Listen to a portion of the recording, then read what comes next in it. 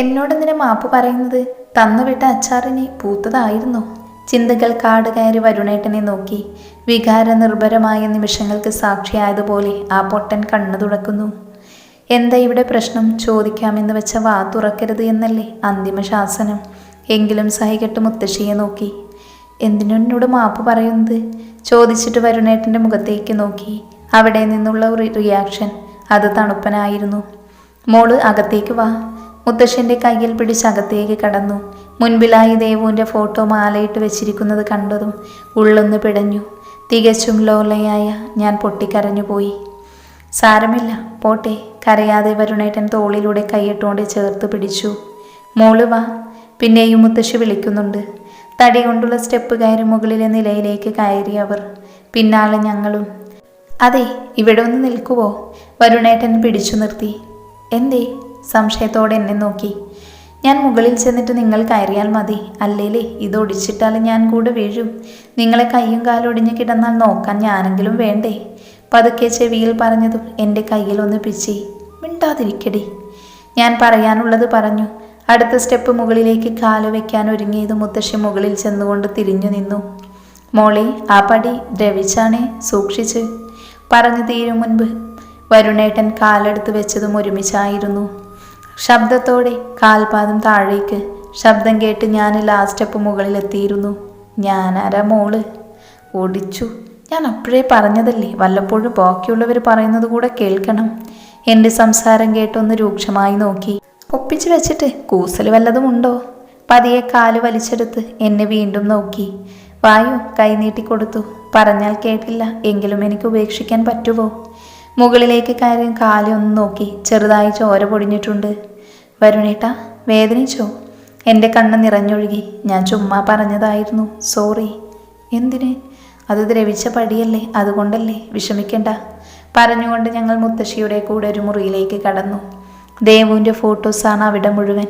എൻ്റെ കയ്യിലേക്ക് ഒരു ഡയറി തന്നു മുത്തശ്ശി. കൊള്ളാം, ഒരു ഡയറി വാങ്ങണമെന്ന് വിചാരിച്ചിട്ട് കുറേയായി. സന്തോഷത്തോടെ അത് മാറോട് ചേർത്ത് മുത്തശ്ശിയുടെ മുഖത്തേക്ക് നോക്കി നിന്നു. എടി, അത് തുറന്നു നോക്ക്, വരുണേട്ടൻ ചെവിയിൽ പറഞ്ഞു. എന്തിന്? നിങ്ങൾക്കെടുക്കാനല്ലേ, തരത്തില്ല. ഒന്നുകൂടെ അടക്കി പിടിച്ചു. പൊട്ടി, അത് ദേവുവിൻ്റെ ഡയറിയാണ്. അവർ നിനക്ക് പുതിയ ഡയറി തന്നതല്ല. ഇങ്ങനൊരു മണ്ടൂസ്. വരുണേട്ടൻ മുത്തശ്ശി കാണാതെ തലയിലൊന്ന് തോണ്ടി. അവളുടെ ഡയറി എഴുതുമായിരുന്നു? അസൈൻമെൻറ്റ് പോലും എഴുതാൻ മടിയുള്ള അവളോ? മെല്ലെ തുറന്നതും അതിൽ മുഴുവൻ എൻ്റെ പേര്. ഒരു 10-20 പേജോളം എൻ്റെ പേര് മാത്രം വലിയ അക്ഷരത്തിൽ എഴുതി. ഇവൾ എൻ്റെ പേര് ഇമ്പോസിഷൻ എഴുതി പഠിച്ചതാണോ? ഇത് കാണിക്കാനാണോ ഇവരത് എൻ്റെ കയ്യിൽ തന്നത്? ഒന്നും എഴുതില്ലായിരുന്നുവെങ്കിൽ എനിക്കെങ്കിലും പ്രയോജനം വന്നേനെ. അടുത്ത പേജിൽ എന്നോട് ക്ഷമ ചോദിച്ചുകൊണ്ടുള്ള നീണ്ടൊരു പ്രബന്ധം. കടിച്ചാൽ പൊട്ടാത്ത സാഹിത്യം കൂട്ടിക്കുഴച്ച് എന്തൊക്കെയോ എഴുതിയിരിക്കുന്നു. മാപ്പ് പറച്ചിലാണെന്ന് മാത്രം മനസ്സിലായി. വായിച്ചിട്ടൊന്നും മനസ്സിലാകാത്തത് കൊണ്ട് വരുണേട്ടനെ ഒന്ന് നോക്കി. ഇതെന്ത് ഭാഷ? തലയിൽ കൂടെ പോയ കിളികളെ ഞാൻ നോക്കി നിന്നു. നേരെ ചൊവ്വെ പറഞ്ഞാൽ മനസ്സിലാകാത്ത എനിക്ക് ഇത് വായിച്ചിട്ടൊരു പ്രയോജനവുമില്ല എന്നറിയാവുന്നത് കൊണ്ട് ആ മനുഷ്യൻ അത് നൈസായിട്ടങ്ങ് വാങ്ങി എന്നെ നോക്കി ഒന്ന് ചിരിച്ചു. മോൾക്ക് എന്തെങ്കിലും മനസ്സിലായോ? മുത്തശ്ശി എന്നെ നോക്കി. ഇല്ല. ഉള്ള കാര്യം തുറന്നു പറഞ്ഞു. ഇനി മനസ്സിലായി എന്ന് പറഞ്ഞാലേ അതെന്താണെന്ന് ചോദിച്ചാൽ ഞാൻ പെട്ടുപോകും. അല്ലെങ്കിലും അവൾ അങ്ങനെയായിരുന്നു. ആർക്കും പിടികൊടുക്കാത്ത പ്രകൃതം. അവൾക്കൊരാളെ ഇഷ്ടമായിരുന്നു. ഓർമ്മ വെച്ച നാൾ മുതൽ ആരും അറിയാതെ മനസ്സിൽ കൊണ്ട് നടന്ന പ്രണയം. മുത്തശ്ശി നെടുവേർപ്പെട്ടു. ദൈവമേ, അവളുടെ തേപ്പും എൻ്റെ തേപ്പും തമ്മിൽ എന്ത് ബന്ധം? ഇങ്ങനൊരു കഥ അവൾ പറഞ്ഞില്ലല്ലോ. പതിയെ നഖം കടിക്കാനായി കൈ വായിലേക്ക് കൊണ്ടുപോയതും പിടി വീണിരുന്നു. കൈ വലിച്ച് താഴെ പിടിച്ച് കണ്ണുരുട്ടുന്നു. എൻ്റെ നഖം ഞാൻ കടിക്കുന്നതിന് ഇങ്ങേർക്കെന്താ? മുഖം കൂർപ്പിച്ചൊന്ന് നോക്കിയിട്ട് മുത്തശ്ശിയെ നോക്കി. അടുത്ത ബെല്ലോടുകൂടി കഥനകഥ ആരംഭിക്കുമെന്ന് പറയും പോലെ മുത്തശ്ശി നെടുവീർപ്പിട്ടിരുന്നു. ബാക്കി പോരട്ടെ. മോൾക്കറിയാലോ, അവളുടെ അച്ഛനും അമ്മയും ചെറുപ്പത്തിലെ മരിച്ചുപോയത് ഒരു ആക്സിഡൻറ്റിൽ. അന്ന് തൊട്ട് ഞാനാണ് അവളെ വളർത്തിയത്. അപ്പച്ചിയുടെ മകനായിരുന്നു കിഷോർ. അവളുടെ കിച്ചുവേട്ടനായിരുന്നു അവളുടെ കളിക്കൂട്ടുകാരൻ. വളർന്നതോടെ അവൾക്ക് അവനോട് പ്രണയമായി മാറാൻ അധിക താമസം വേണ്ടി വന്നില്ല. ഞാനൊന്ന് ഞെട്ടി. എന്നിട്ട് അവൾ എന്തിനാ എന്നോട് അയാളെ പ്രേമിക്കാൻ പറഞ്ഞത്? ഒന്നാമത് കിളി പോയി നിൽക്കുന്നു, ഇപ്പോൾ ഒന്നുകൂടെ പോയി. വരുണേട്ടനെ ഒന്ന് നോക്കി. ആ ഡയറി വായിക്കുന്നു. വല്ലോ മനസ്സിലാകുന്നുണ്ടോ ആവോ? ബൈ മുത്തശ്ശി ക്യാരി ഓൺ. ഞാൻ മുത്തശ്ശിയെ നോക്കി.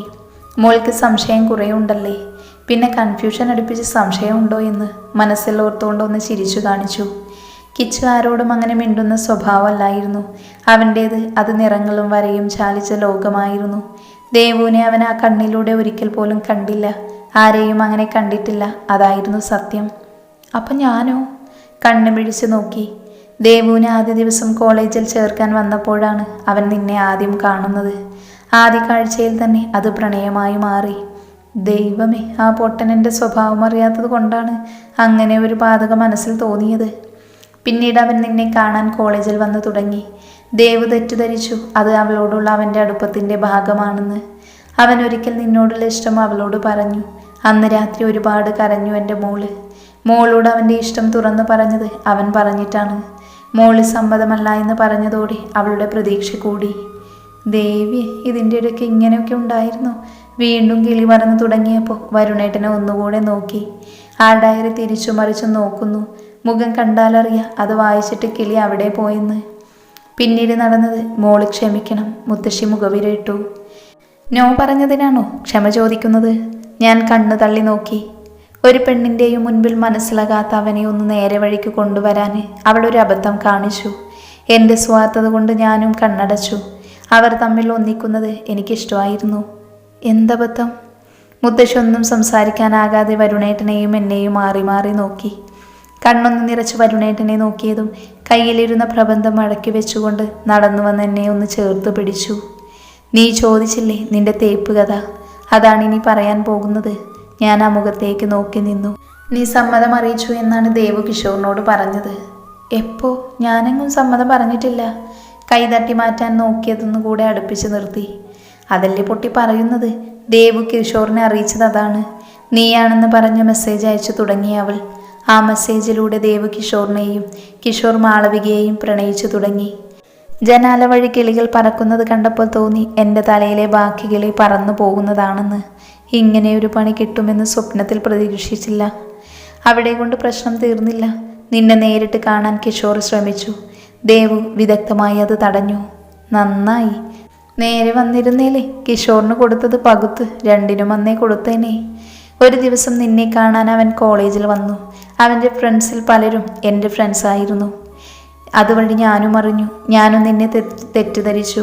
അതുകൊണ്ട് 2 ദിവസം അവനെ കെട്ടിയിട്ടു ഞാൻ തല്ലി. കെട്ടിയിട്ട് തല്ലിയെന്നോ? നിങ്ങൾ ആര്? ബാബു ആൻ്റണിയോ? അല്ല, അത് അന്നത്തെ സ്വഭാവം അതല്ലേ.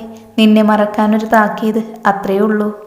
ദേവു പിന്നെ എന്തിനാണ് സൂയിസൈഡ് ചെയ്തത്? മുത്തശ്ശി നോക്കിയതും അവർ കരഞ്ഞോണ്ട് കട്ടിലേക്ക് ഇരുന്ന് കഴിഞ്ഞിരുന്നു. കിഷോറിൻ്റെ കണ്ടീഷൻ മോശമായി തുടങ്ങിയിരുന്നു. നീ MCA പഠിക്കാൻ പോയപ്പോൾ അവൻ പുറകെ വരാൻ തുടങ്ങി. അവിടെയും അവനെ തടഞ്ഞത് ഞാനാണ്. പിന്നെ കൈവിട്ടു പോയി എന്ന് മനസ്സിലായപ്പോൾ ദേവു അവൻ്റെ കൂട്ടുകാരോട് കാര്യങ്ങൾ തുറന്നു പറഞ്ഞു.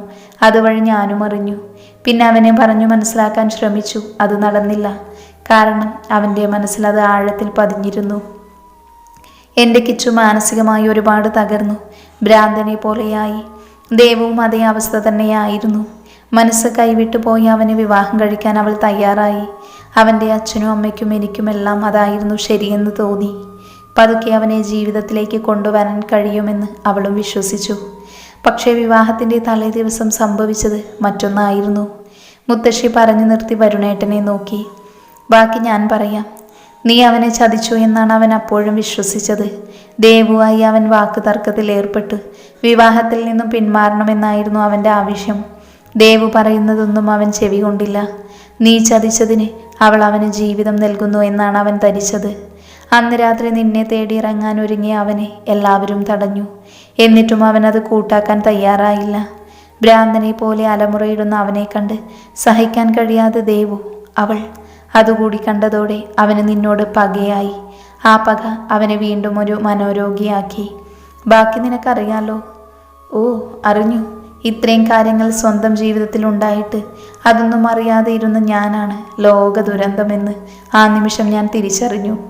ആ വീട്ടിൽ നിന്നും ഇറങ്ങാൻ നേരം മാലയിട്ട് ചിരിച്ചു നിൽക്കുന്ന ദേവുവിൻ്റെ ഫോട്ടോയുടെ മുൻപിൽ ഒന്ന് നിന്നു.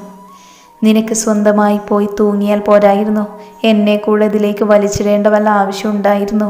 ആ പാവം കിഷോർ, അവൻ്റെ നാടിഞ്ഞരമ്പെല്ലാം ഞാൻ തകർത്തു. പ്രണയവർണ്ണങ്ങൾ സിനിമ മൊത്തം കണ്ടു അല്ലേ ദിവ്യ ഉണ്ണി മഞ്ജു വാര്യർക്ക് കൊടുക്കും പോലെ എനിക്ക് പണി തന്നതാ അല്ലേ മോളെ? എന്നിട്ട് അവൾ ചിരിക്കുന്നത് കണ്ടില്ലേ? എനിക്കും വരും അവസരം ഇതുപോലെ മാലയിട്ടിരിക്കാനേ, അപ്പോൾ കാണിച്ചു തരാം നിന്നെ. അവിടെ നിന്ന് പുലമ്പുന്ന എന്നെ വലിച്ച് കാറിലേക്ക് കയറ്റിയിരുന്നു വരുണേട്ടൻ. അല്ല എങ്കിൽ വാശിക്ക് ആ മാലയെടുത്ത് കഴുത്തിലിട്ട് ദേവുവിൻ്റെ അപ്പുറത്ത് ഞാനും പോയി ഇളിച്ചിരുന്നാലോ എന്ന് പേടിച്ച് കാണും. ഇപ്പം നിനക്ക് കാര്യങ്ങളെല്ലാം പിടികിട്ടിയില്ലേ? കിട്ടി. ഇനി ആ കിഷോറിനെ എങ്ങനെ കാര്യങ്ങൾ മനസ്സിലാക്കും? അവനിനി പ്രശ്നം ഉണ്ടാക്കില്ലേ? പരവേഷം കൊണ്ട് കയ്യിലിരുന്ന കുപ്പിവെള്ളം വായിലേക്ക് കമഴ്ത്തി. ഉണ്ടാക്കും. ചിലപ്പോൾ നിന്റെ മുഖത്ത് വല്ല ആസിഡ് ഒഴിക്കാനും തയ്യാറാകും. അത്രയ്ക്ക് പകയാണ് അവന് നിന്നോട്. അവൻ അതിനാണ് ആദ്യം തുനിഞ്ഞതും. വായിലേക്കൊഴിച്ച വെള്ളം മുഴുവൻ വിക്കി വരുണേട്ടൻ്റെ മുഖത്തേക്ക് ചീറ്റി. നനഞ്ഞ കോഴിയെ പോലെ കണ്ണ് തള്ളി നോക്കി. അത് പിന്നെ ആസിഡ് അറ്റാക്ക് എന്നൊക്കെ പറഞ്ഞ് മനുഷ്യനെ പേടിപ്പിച്ചിട്ടല്ലേ? പറയുമ്പോൾ കുറച്ച് മയത്തിലൊക്കെ തള്ളണം. കുപ്പി അടച്ചു വെച്ച് ദേഷ്യത്തിലൊന്ന് നോക്കി. ഞാൻ കള്ളല്ല മാളു പറഞ്ഞത്. നീ അവനെ അത്ര നിസ്സാരായി തള്ളിക്കളയണ്ട. അവൻ പതിഞ്ഞിരിക്കുന്നതേ പൂർവാധികം ശക്തിയോടെ ഒരു ആയിരിക്കുമെന്നല്ല, ആണ്. അതൊഴിവാക്കാനാണ് അവനെ ട്രീറ്റ്മെൻറ്റിലൂടെ സ്വബോധം വീണ്ടെടുക്കാൻ നോക്കിയത്. അതിൻ്റെ ഇടയിൽ നീ കയറി ആ പണി കാണിച്ചത്. അപ്പോൾ അവൻ്റെ പക കൂടിക്കാണും. അയ്യോ, പണിവാളിയോ? അവനെ അങ്ങ് കൊന്നാലോ? നല്ല ബുദ്ധി ഉള്ളതുകൊണ്ട് ആദ്യം ചോദിച്ചത് അതാണ്. നീ ചെല്ല്, അവനെ കൊല്ലാൻ 2 കൈയും നീട്ടി നിന്ന് തരും. ഓരോ പൊട്ട ചോദ്യങ്ങൾ. വരുണേട്ടൻ ദേഷ്യത്തോടെ ആക്സിലേറ്ററിൽ കാലമർത്തി. നഖം കടിച്ചുകൊണ്ട് ആ മുഖത്തേക്ക് നോക്കി ഞാൻ. വരുണേട്ടാ, ഒന്ന് തോണ്ടി. ഈ ആസിഡ് വീണു പൊള്ളിയാലേ ഒരുപാട് വേദനിക്കുവോ? അങ്ങനെ വന്നാൽ എന്നെ ഉപേക്ഷിക്കുവോ? നിഷ്കളങ്കമായ എൻ്റെ ചോദ്യം കേട്ട് ഒന്ന് ചേർത്ത് പിടിച്ചു.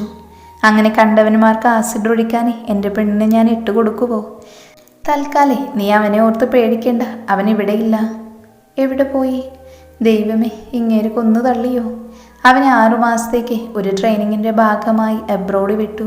കൂട്ടത്തിൽ ചെറിയ ട്രീറ്റ്മെൻറ്റ് അവിടെ നടക്കും. ദൈവമേ, ആ വട്ടനെ എന്ത് ധൈര്യത്തിലാണ് ഇതിനൊക്കെ പറഞ്ഞു വിട്ടത്? ഞാൻ ആ മുഖത്തേക്ക് നോക്കി. നീ ആലോചിച്ചത് എനിക്ക് മനസ്സിലായി. അവൻ ജോലിക്കാര്യത്തിൽ എഫിഷ്യൻ്റാണ്. ചിരിച്ചുകൊണ്ട് നോക്കി. എന്നാലും അവനിനി തിരിച്ചു വരുമ്പോൾ പണിയാകുമല്ലോ. പലതും ആലോചിച്ച് വീടെത്തിയത് അറിഞ്ഞില്ല. മൂക്കിലേക്ക് ഷവർമ്മയുടെ മണമടിച്ചു കയറിയപ്പോൾ പുലിവാൽ കല്യാണത്തിൽ കൊച്ചി എത്തിയപ്പോൾ സലീം കുമാർ ചാടി എഴുന്നേറ്റതുപോലെ എഴുന്നേറ്റു. നിർമാല്യമെത്തി. തോംസണിൽ നിന്നും ഷവർമ്മയുടെ മണം. നേരെ വരുണേട്ടൻ്റെ കയ്യിൽ പിടുത്തമിട്ടു. അതെ, ഒരു ഷവർമ്മ വാങ്ങിത്തരുവോ? 2 കൈയും 2 ഷവർമ്മയും പിടിച്ചിരിക്കുന്ന എന്നെ നോക്കി ഡൈനിങ് ടേബിളിന് ഓപ്പോസിറ്റ് താടിക്കും കൈ കൊടുത്തിരുന്നു ആ പാവം. വേണോ? ഫോർമാലിറ്റിക്ക് ചോദിച്ചുവെങ്കിലും മുൻപോട്ട് നീട്ടാതെ പുറകോട്ടാണ് ഷവർമ്മ പിടിച്ചത്. തീറ്റ കണ്ടപ്പോൾ നമ്മൾ പിന്നെ കിഷോറിനും ദേവുവിനെ മറന്നു കഴിഞ്ഞിരുന്നു.